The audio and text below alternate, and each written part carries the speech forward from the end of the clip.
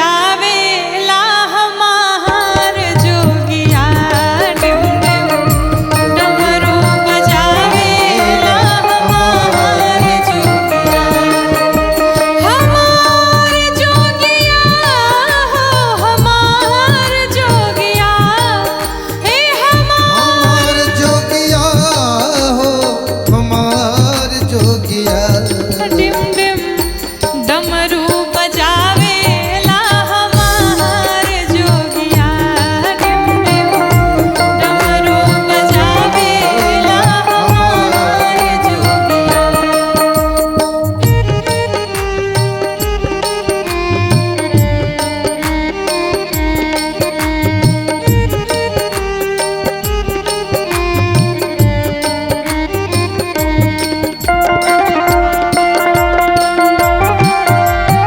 बाबा भोलेनाथ की जय हो।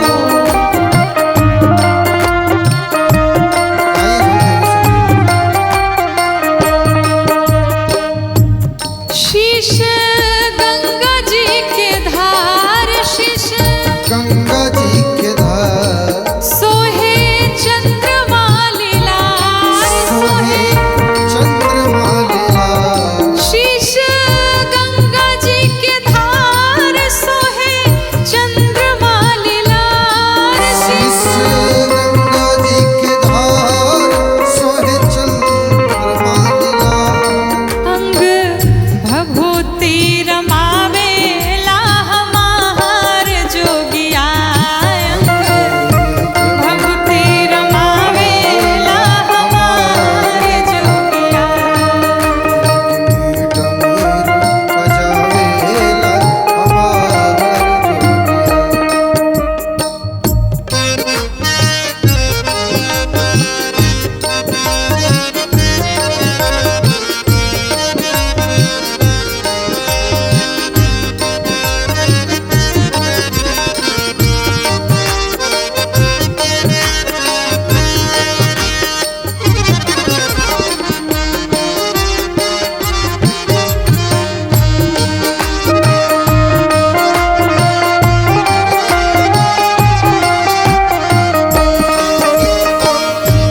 संग भूत बरियात संग भूत भरिया और जोगिनी जमात। जोगनी जमात। संग भूत बरियात और जोगिनी जमात। संग भूत बरियात और जोगनी जमात। बूढ़े बसहा चढ़ियावेला हमार जोगिया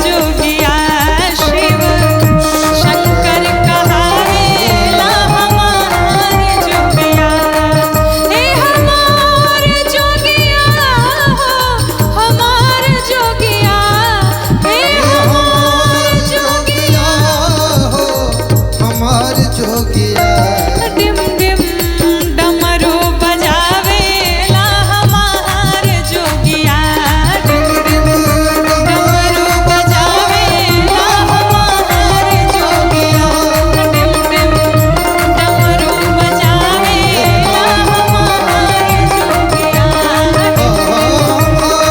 डमरू बजावेला हमार जोगिया।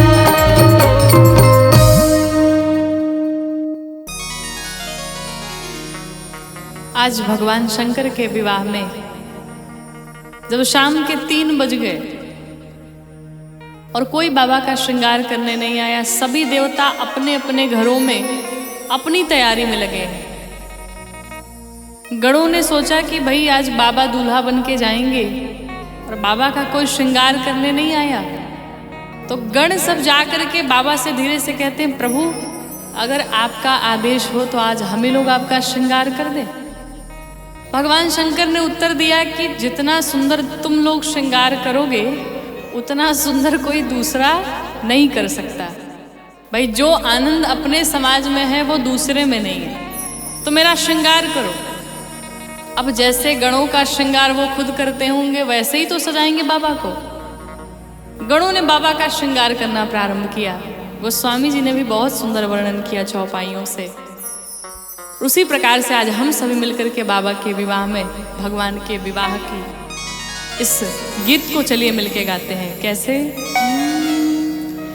गंगा जी के धार सोहे चंद्रमा लीलार सोहे बिखी धर छोड़े फुफुकार। अरे हे आहे शिव जी के गण लोग करत श्रृंगार बाबा दुल्हा सरकार। हे आहे शिव जी के गण लोग करत श्रृंगार बाबा दुल्हा सरकार। हे आहे शिव जी के गण लोग करत श्रृंगार बाबा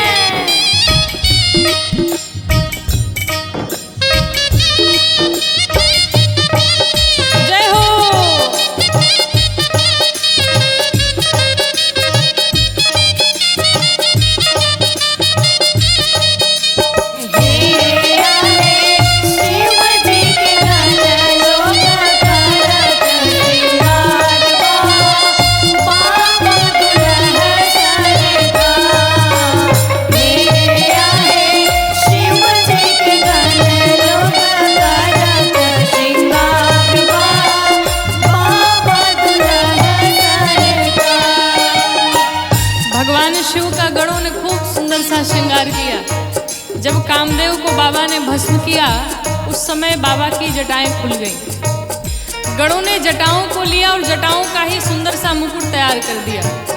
एक ने कहा भाई दूल्हा सहरा भी पहनता है, तो दूसरा पूछता है सहरा होता कैसा है? तो कहता है कुछ नहीं, लड़ियां फुलझड़ियां लटकी रहती है जिससे दूल्हे का चेहरा ढक जाए। एक गण गया 25-30 तो सर्प पकड़ के लाया और उनके सिर को जटाओं में बांध दिया।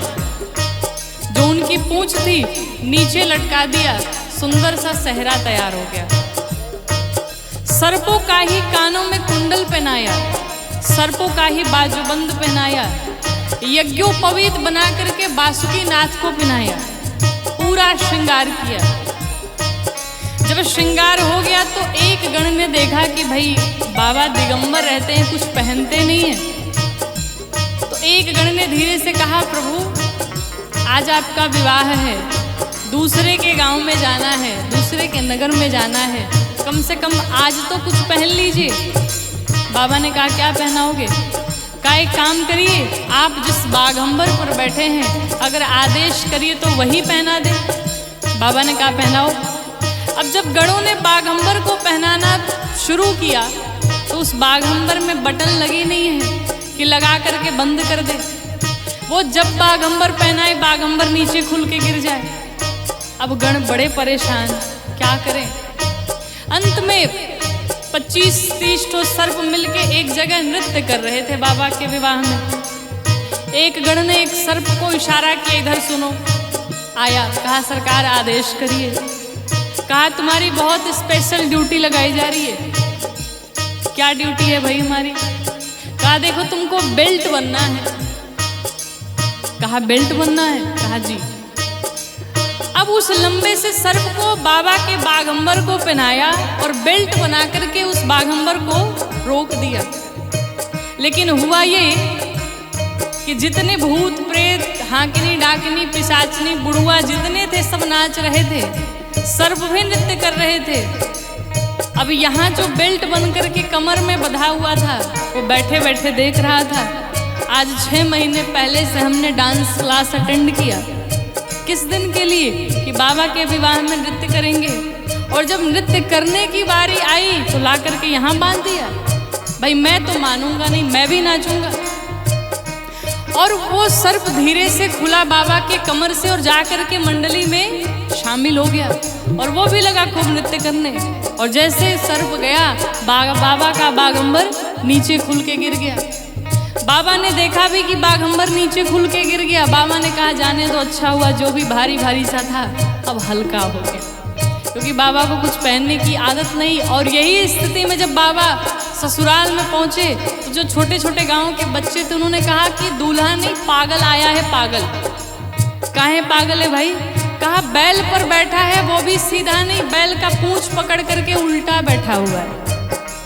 अद्भुत श्रृंगार किया गणों ने। कहते हैं सांप के कंगन सांप के कुंडल त्रिभुवन के मलिकार है। आहे सांप के जनेब महादेव पे नहीं चलले, गौरा बियाहन ससुराल है। आहे सांप के जनेब महादेव पे नहीं चलले, गौरा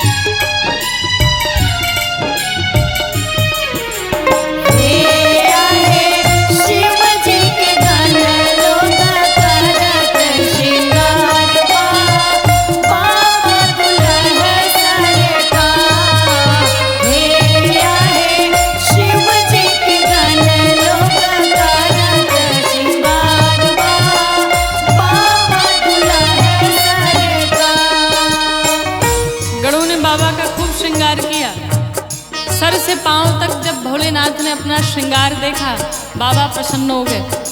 तब तक एक गण को दिखाई पड़ गया।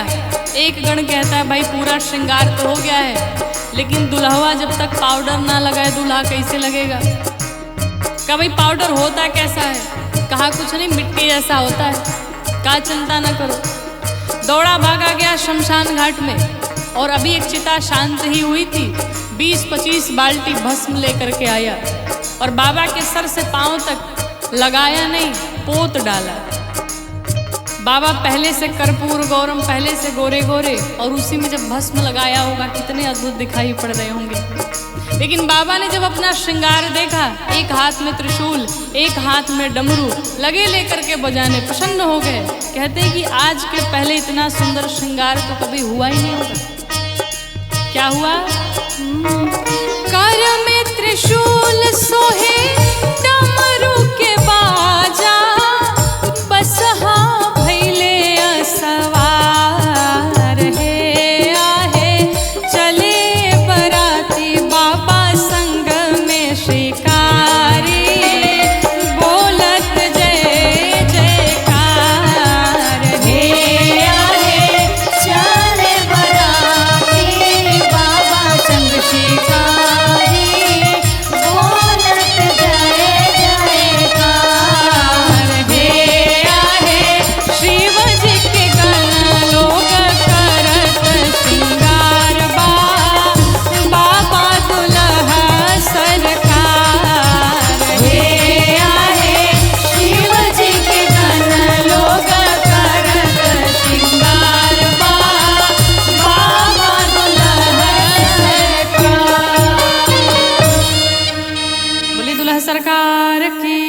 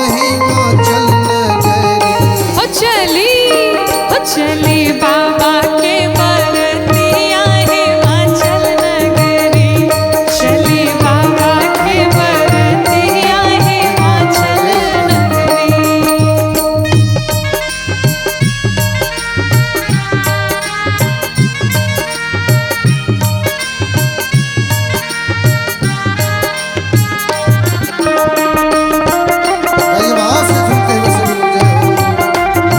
बाबा भोलेनाथ की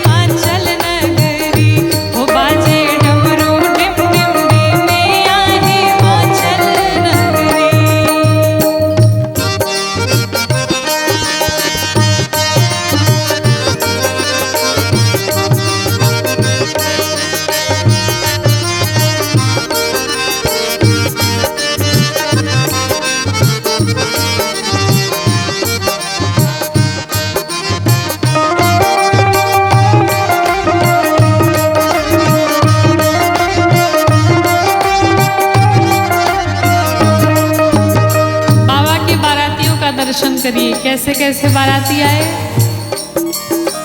कोई बाराती कद में लंबा, कोई छोटा कोई मोटा,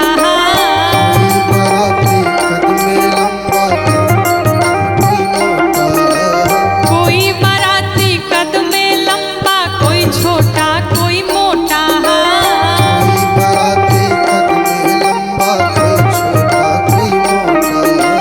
किसी के तन में 4 भुजा है, किसी के तन में 4 भुजा है, किसी का तन है लोटा, और किसी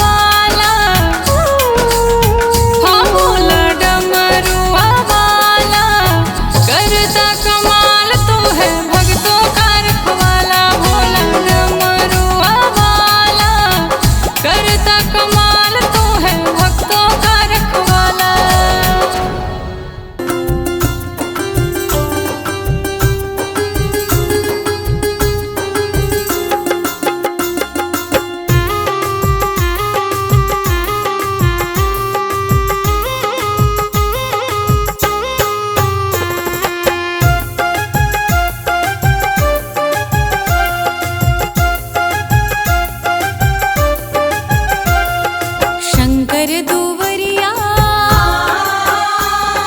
शंकर दुवरिया बड़ा नीक लागे, नीक लागे। शंकर के वड़िया बड़ा नीक लागे, नीक लागे। शंकर दुवरिया बड़ा नीक लागे, नीक लागे। शंकर के वड़िया बड़ा नीक लागे।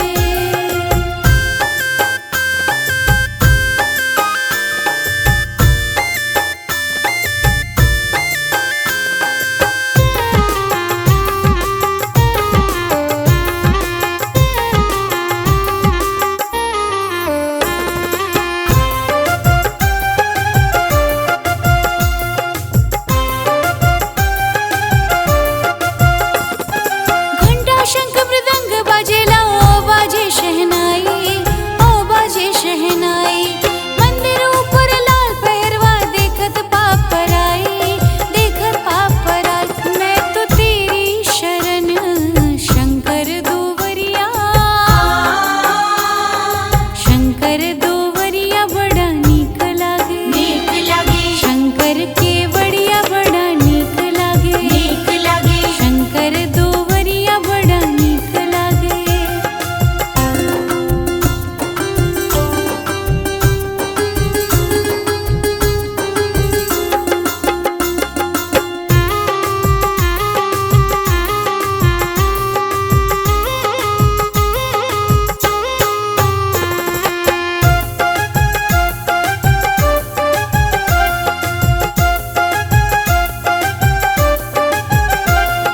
मैं तो अनाथ, कृपा कर मुझ पर। जय हो शंकर तेरी, जय हो शंकर तेरी। आस लगाए आई हूँ मैं, हर दो विपदा मेरी, हर दो विपदा मेरी। करूँ तेरी चरण शंकर दुवरिया, शंकर दुवरिया बड़ा नीक लागे, नीक लागे। शंकर के वड़िया बड़ा नीक लागे, नीक लागे। शंकर दुवरिया बड़ा नीक लागे।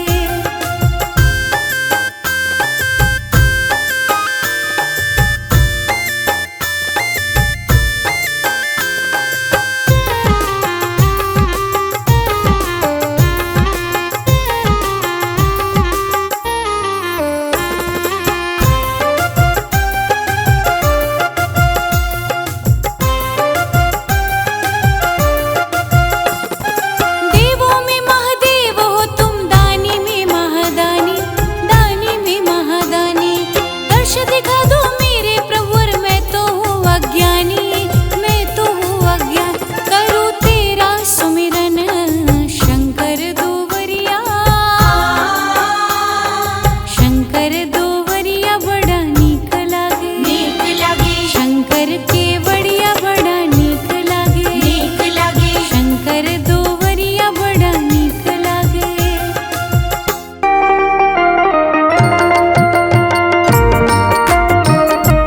बोलो शंकर भगवान की। जय हो।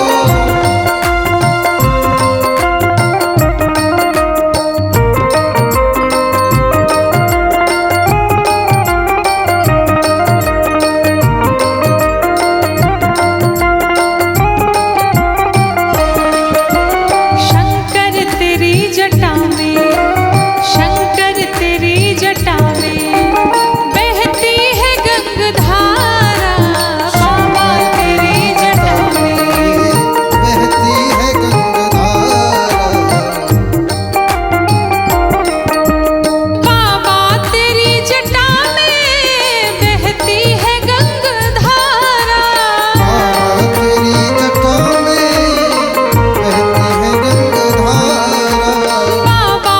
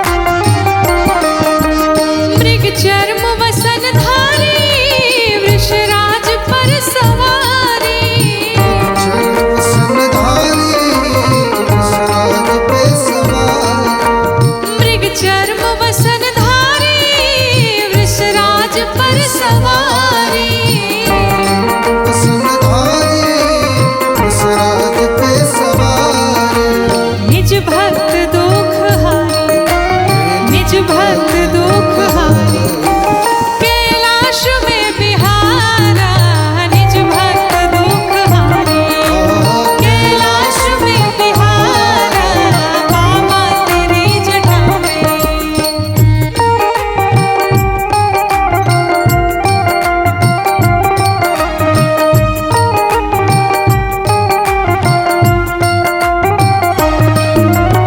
बाबा विश्वनाथ की जल भाव से झूमते हुए सुन रहे हो। और जो भी बाबा का